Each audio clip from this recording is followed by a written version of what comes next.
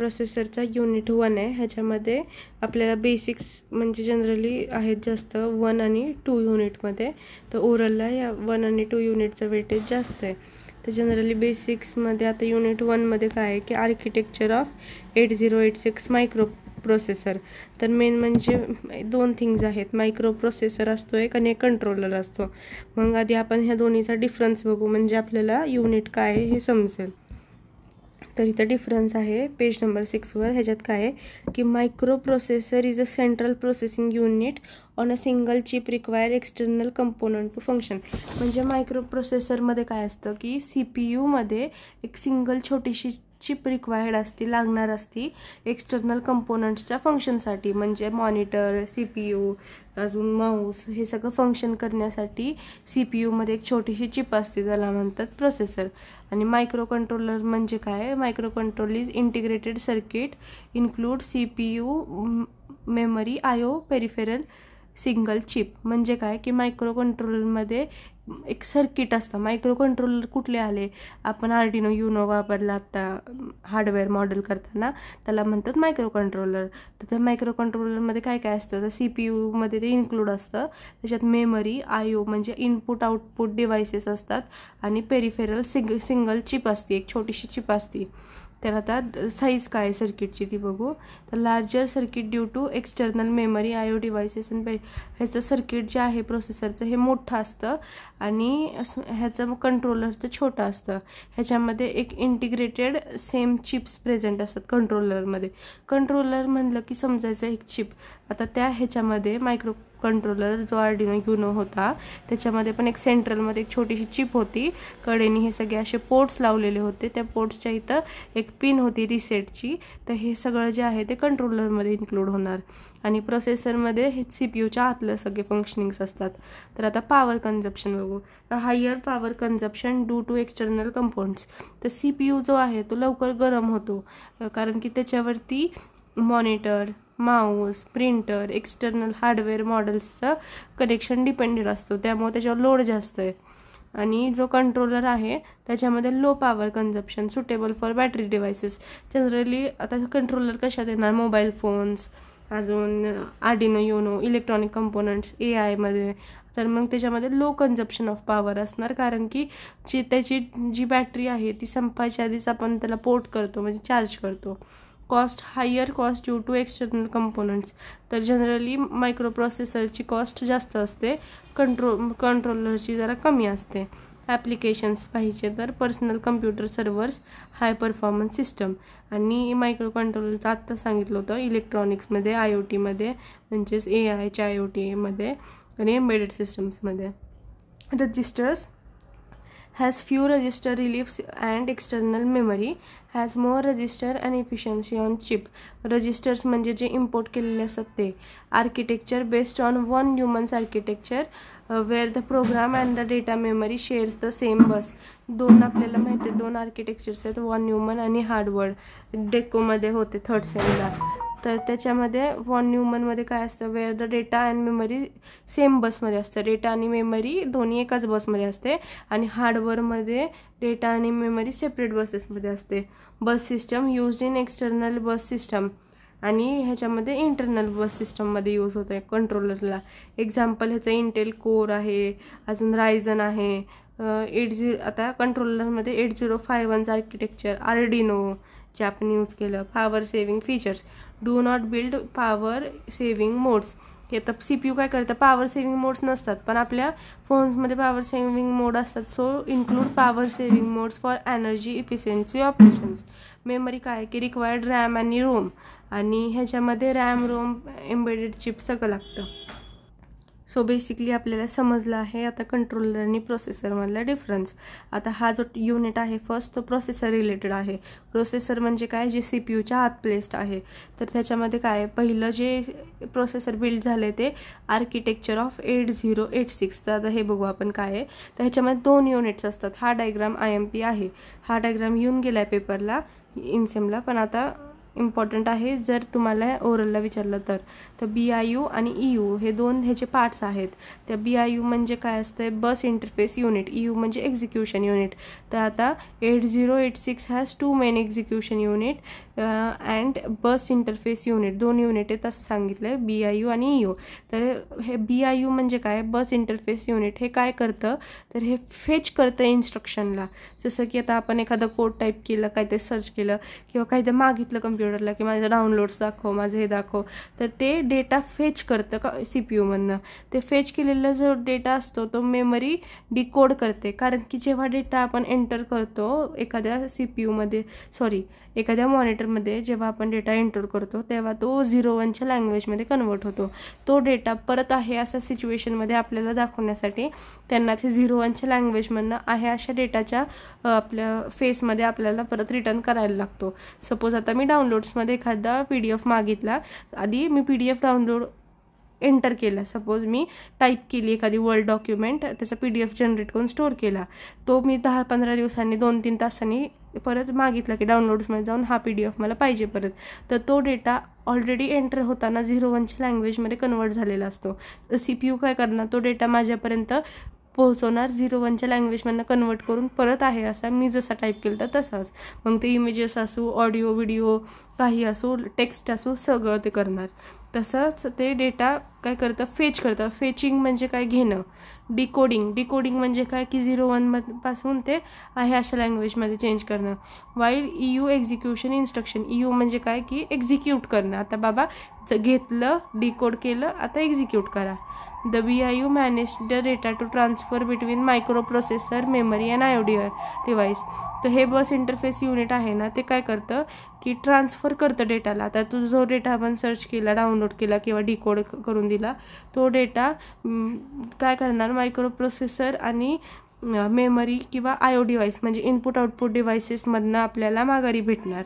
तर data transfer हा management असतं, हे लक्षात ठेवायचं स्टेटमेंट. हे त्याचा डायग्राम आहे, ह्याच्यामध्ये पण फ्लॅग्स, ऑपरंट्स हे सगळं काढायचं आहे. ॲज इट इज लक्षात ठेवायचं. हे जे सगळे आहेत ते स्टॅक्स आहेत. 8086 इंटरनल आर्किटेक्चर. आता first the execution unit. The execution unit आता सांगितलं BIU बद्दल सगळं.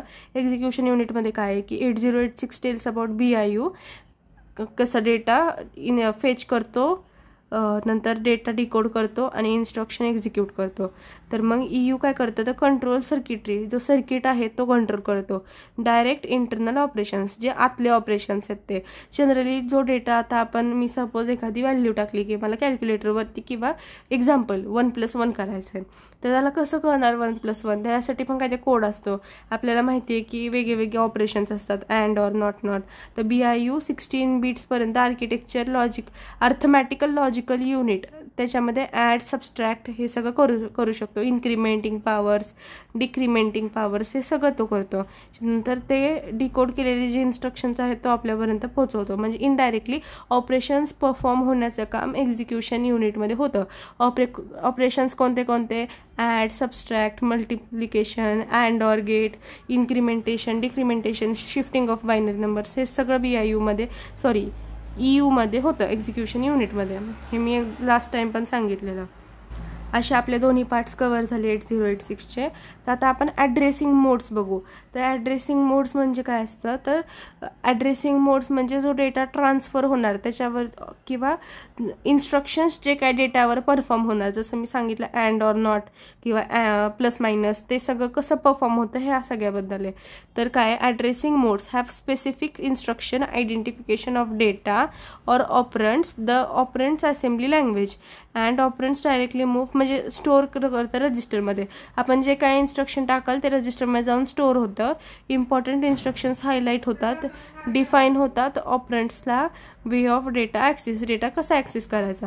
तर ॲड्रेसिंग मोड्सचे टाईप्स आहेत. तर register mode, register indirect mode, असे वेगवेगळे टाईप्स आहेत. तर पहिल्या रजिस्टर मोडमध्ये काय, in the data is store in the reference using particular register, एका रजिस्टरच्या आधारे तो डेटा स्टोअर झालेला आहे.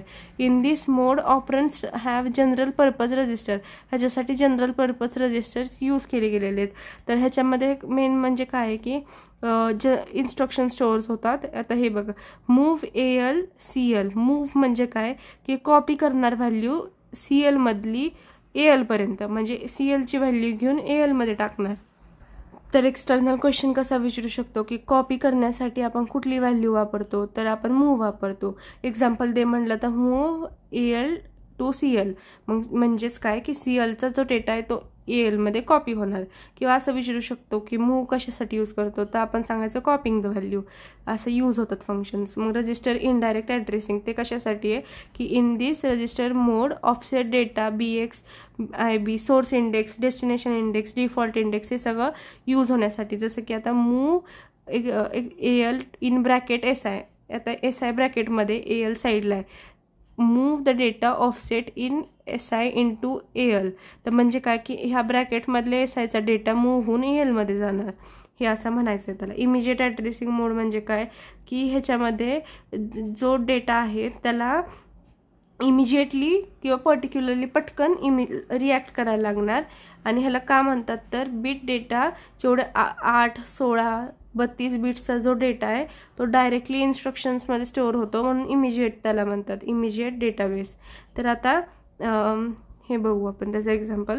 मूव्ह DL टू CL म्हणजे काय होणार, CL मधला डेटा DL मध्ये कॉपी होणार. असंच डायरेक्ट ॲड्रेसिंग मोड म्हणजे काय की पटकन नाही, डायरेक्टली की without any permission memory location allocate केलं की डायरेक्ट ॲड्रेसिंग होणार. ह्याचा एक्झाम्पल काय होता, मूव्ह CL टू 4321H म्हणजे असं न्यूमरिकल किंवा फिजिकल ॲड्रेस असेल तर तो डायरेक्ट ॲड्रेसिंग मोड यूज होतो. तर ह्याच्यात काय, this instruction move the data from location whose offset is, म्हणजे हे जे आहे लोकेशन मूव्ह CL मध्ये 432चा डेटा मूव्ह होणार, असं ह्याला म्हणायचं आहे. तर आता बेस ॲड्रेसिंग मोड, त्याच्यामध्ये base index addressing, operands address the given data index register efficiently address the sum and base of index. ह्याच्यामध्ये सम आणि रजिस्टरच्या बेसचं इंडेक्सिंग ॲड होतं.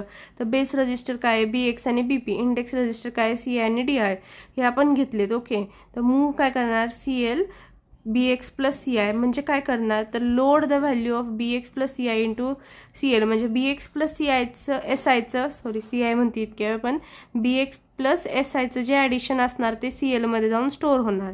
आता ह्याच्यामध्ये पण सेम BX प्लस SIचं ॲडिशन होऊन हे X मध्ये जाऊन स्टोअर होणार.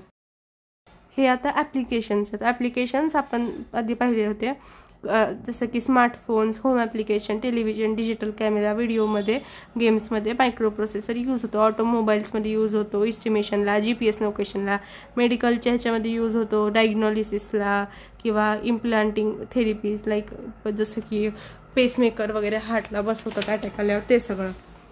आता data instruction in assembly language, तर असेंब्ली लँग्वेजमध्ये डेटा कसा इन्स्ट्रक्ट होतो तर रजिस्टर टू रजिस्टर, पहिलं जे आहे तर रजिस्टरपासून ते रजिस्टरपर्यंत ट्रान्सफर होणार, म्हणजे move the data in general purpose.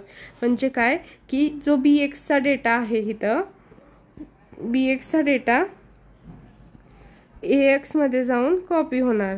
Memory to register to memory transfer the data between a register memory. तर म्हणजे काय की जो 1 2 3 4Hचा जो डेटा आहे किंवा मेमरी ॲड्रेस आहे, जेव्हा नंबर असतो ना त्याला म्हणतात मेमरी ॲड्रेस, आणि जेव्हा AX BX CX दिला असेल ना सेकंड नंबरला त्याला म्हणतात डेटा. मग मेमरी ॲड्रेस कॉपी होणार AX मध्ये. इमिजिएटमध्ये काय होणार इथं तर इमिजिएट रजिस्टर किंवा इमिजिएट टू मेमरी मध्ये load the constant value into register, म्हणजे काय की जी 5ची व्हॅल्यू आहे ती AX मध्ये जाऊन लोड होणार, कॉपी नाही, लोड होणार. ओके, मग नंतर आता स्टॅक ऑपरेशन्स, पुश ऑपरेशन, नंतर पुश म्हणजे काय की एक नंबरनी पुढं जातं. पॉप म्हणजे काय की एक व्हॅल्यू सोडून दुसऱ्या व्हॅल्यूला जातं. IO transfer the data into IO म्हणजे इनपुट आउटपुट डिव्हायसेसला. नंतर स्ट्रिंग डेटा ट्रान्सफर म्हणजे काय की जो डेटा आहे तो स्ट्रिंगच्या यूजनी पुढं जाणार. म्हणजे काय की मूव्ह SB म्हणजे काय की move the bit of memory location DS AI to ES, म्हणजे जो मेमरी लोकेशन आहे त्याच्या पुढं जाणार. असं डिफरन्स आपण आत्ताच पाहिला सगळ्यात सुरुवातीला. तर काय रोल ऑफ ALU आणि CU, आपण मगाशी 8086चा आर्किटेक्चर पाहिलं, त्यात ALUचा खूप चांगला रोल होता, जे अर्थमॅटिक लॉजिक युनिट म्हणजेच अर्थमॅटिक ऑपरेशन्स परफॉर्म करत होतं. तर सेम पण त्याचा डायग्राम इथं आहे. तर ह्याच्यात काय आहे की CPU जो आहे त्याच्यामध्ये कंट्रोलिंग युनिट आहे, ALU आहे, मेमरी युनिट आहे. हे CPUच्या आतलं कन्स्ट्रक्शन आहे. इनपुट येणार, ALU कंट्रोल युनिट मेमरी युनिटमधून पास होऊन आउटपुटपर्यंत जाणार. ओके. तर आता फीचर्स ऑफ ALU काय करतं, तर addition, subtraction, logical operation perform करतं. अँड ऑर नॉट नॉर असे गेट्स पण त्याच्यामध्ये परफॉर्म होतात. बिट मॅनिप्युलेशन की शिफ्टिंग होतं, रोटेशन होतं. फ्लॅग्स म्हणजे काय, कॅरी, 0 फ्लॅग असं फ्लॅग्स पण ऑपरेट होतात. कंट्रोलिंग युनिट म्हणजे काय, CU रिस्पॉन्सिबल असतो कंट्रोलिंगसाठी मायक्रोप्रोसेसरच्या. फंक्शन ऑफ CU म्हणजे काय, तर controlling unit. फेचेस the instruction from memory. तर इन्स्ट्रक्शन आधी फेच करतं CU, मग ते डिकोड करतं. मग अशीच डिकोडिंगचं मिनिंग सांगितलं. एक्झिक्यूट करतं, कंट्रोल करतं ALUमध्ये, म्हणजे रजिस्टर मेमरीमध्ये हे सगळ्यातनं डेटा जाणार. इनडायरेक्टली हा डेटा आहे जो आपण इन्सर्ट करतो, त्याचं आउटपुट कसं येतं, इनपुट आणि आउटपुट, त्याच्यामधली प्रोसिजर ही सगळी एक्सप्लेन केली आहे. Data flow management, direct movement, डेटाची जी डायरेक्ट मुवमेंट आहे ती होणार प्रोसेसरमधनं मेमरीमधनं किंवा दुसरे डिव्हायसेसमधनं. Timing and synchronization, ensure all component sync based on system clock. म्हणजे काय, इनपुट दिलं तेवढंच पटकन आउटपुट आलं पाहिजे, ह्याच्यासाठी टायमिंग आणि त्याचं सिंक्रोनायझेशन जुळालं पाहिजे. हे सगळं दिलेलं आहे. तर आता importance of electronics in modern electronics म्हणजे काय की इलेक्ट्रॉनिक डिव्हायसेसचा आत्ताच्या काळी काय उपयोग आहे. तर काय करतं, microprocessor has processing splits function across multiple chips, की मायक्रोप्रोसेसरच्या मल्टिपल चिप्स निघाल्यात, त्याच्यामुळे वर्सेटिलिटी वाढते. स्मॉल साईज, छोटीशी साईज आहे म्हणून कुठं पण इम्पोर्ट एक्सपोर्ट करू शकतो. मल्टीटास्किंग, की एक छोटंसं मायक्रोप्रोसेसरचं युनिट खूप मोठे मोठे टास्क करतं आहे. Enabling IoT and smart technologies, नवीन टेक्नॉलॉजी, इंटरनेट ऑफ थिंग्स, अजून वेगळे डिव्हायसेस जे कम्युनिकेशनसाठी यूज असतात, smart home applications, interconnection systems ॲब्रॉडला वगैरे कनेक्ट होतात, त्याला सगळ्याला यूज होतं. हाय स्पीड प्रोसेसिंग म्हणजे काय, की परफॉर्म कॅल्क्युलेशन पर सेकंड, फास्ट डेटा प्रोसेसिंग म्हणजे जेवढा होईल तेवढा जास्त डेटा प्रोसेस होऊन आपल्यापर्यंत पोहोचवणार. कॉस्ट, याचा जनरली रिड्यूस कॉस्ट, ह्याची कॉस्ट कमी असते. हा युनिट 1 संपला.